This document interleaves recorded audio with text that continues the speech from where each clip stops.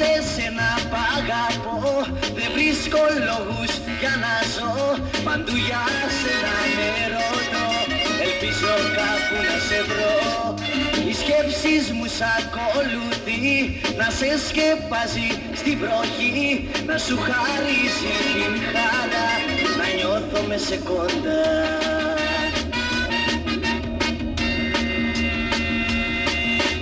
Μες της νύχτας στον αγέρα, στο χλωμό το φως του δρόμου, χάθηκες μωρό μου.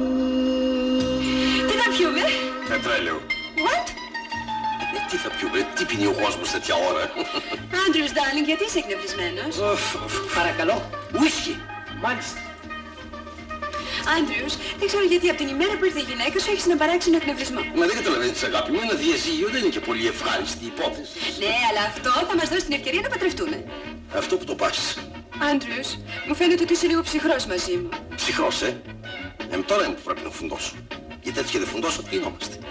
Ο άλλος έφαγε την άλλη. Και εγώ έφαγα τα ρούχα μου, ο Πίλσον έφαγε το στοίχημα. Εδώ μέσα κανείς δεν τρώγεται.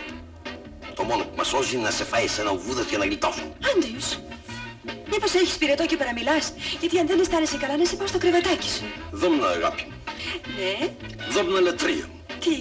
Μου κάνεις μια χάρη. Ό,τι θέλεις. Μη μου κολλάς. Χωρίς εσένα π' αγαπώ, δεν βρίσκω λόγους για να ζω. Μήπως θες να πιεις λίγο ουισκάκι? Τι λίγο, θέλω εδώ να πιω με το μπουκάλι. Οι σκέψεις μου σ' Ανδρέα μου, τι έχεις, πες μου, τι έχεις? Να σε σκεπάζει στην βροχή, να σου χαρίσει την χαρά, να νιώθω με σε κοντά.